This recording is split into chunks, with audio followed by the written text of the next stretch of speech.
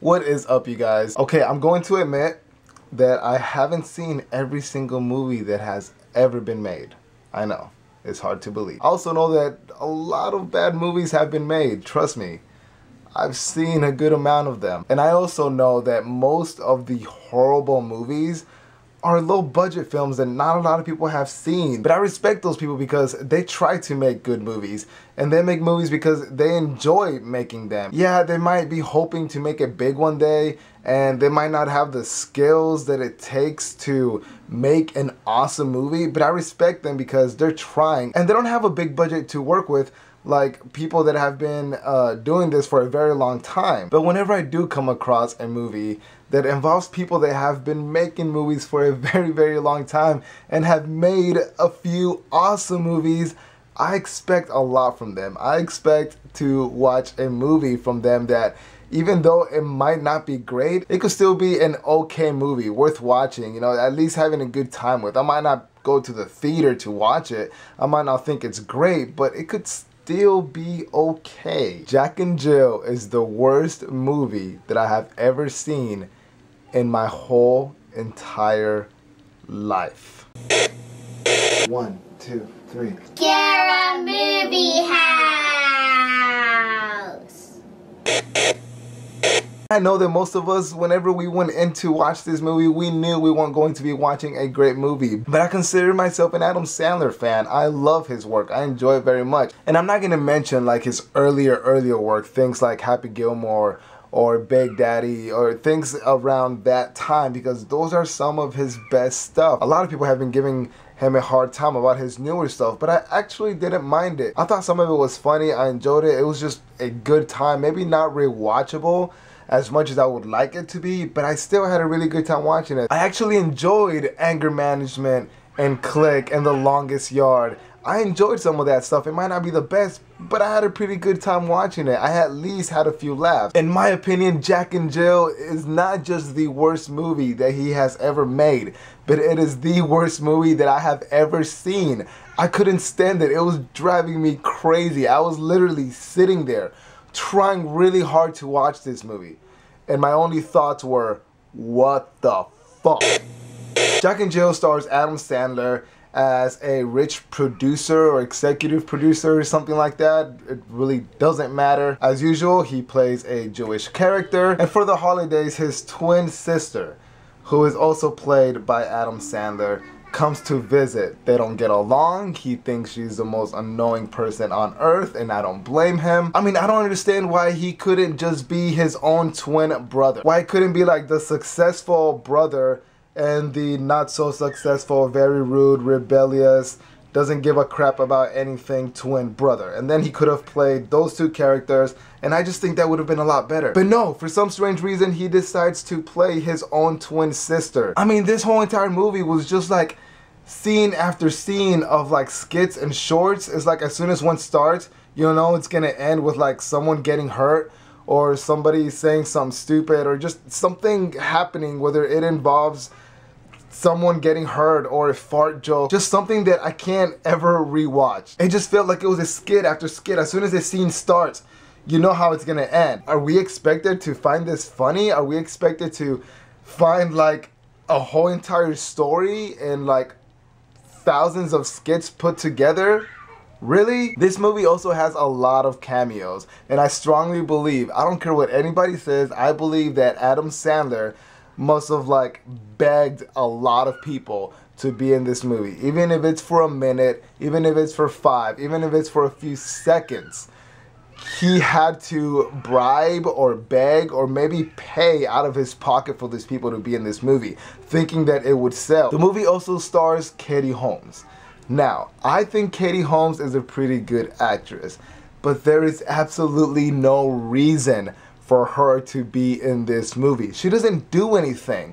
I wouldn't be surprised if in the script for this movie she had no lines, because everything that she does and says is like, oh, stop, don't fight, oh, love your sister, oh, stop, eat your dinner, why don't you call her, why don't you call him, why don't you guys talk it over? I mean, she's just there to be there. I mean, she honestly didn't do anything. Her part isn't memorable at all. I hardly even remember anything important that she did because she was just there to be there. I mean, seriously, am I expected to believe that you make smart decisions whenever you will turn down the role for The Dark Knight, but you'll take this one? Adam Sandler has actually done some really good voices. He's been very, very entertaining. One of my favorite movies of his is 8 Crazy Nights. That animated movie where he played almost every single character, and he did almost all of their voices, including the animals. So yeah, Adam Sandler can be funny, and he can be entertaining, and he can make a lot of different voices. I mean, yeah, it's very recognizable, we know it's him, but it works a lot of times. It didn't work in this at all. I mean, it was just loud and annoying, and they tried to make her sound like she was a New Yorker or from Jersey or something, but it was just him being him. That's another weird thing, is that Adam Sandler didn't really pretend to be a chick, a girl. He was pretty much himself. There were scenes where like he would forget to make the voice and he would just be Adam Sandler with a big wig and women's clothing. There were also some scenes where he was supposed to be looking at himself, Adam Sandler looking at his twin sister, but like the camera work wasn't that great, so you can tell that he is like they're looking at each other's foreheads or each other's mouths or neck. I mean, just things were not lining up correctly, and it was really, really annoying. There were a few parts that did involve some CGI, some special effects, and even those things were horrible. I mean, seriously, you're not making an action movie here. It shouldn't be that hard to make certain things look as realistic as possible. Sometimes I just think he's trying a little bit too hard, and he shouldn't, because he has made some really good stuff, and even though his newer stuff isn't as good as his earlier stuff, it's still okay. Just go with it. Wasn't that bad. Grown Ups wasn't as horrible as some people might say, in my opinion. Before I watched this movie, I knew it was going to be bad. I just didn't think it was going to be this bad. I did not know it was going to be so horrible. And the only reason I watched it was because I thought, really, it can't be that bad. Adam Sandler has made some pretty good movies, and in the past few years he's made some okay movies, but this was just a pile of shit. It was curiosity. Curiosity is what told me to sit down and give this movie a chance, and I did.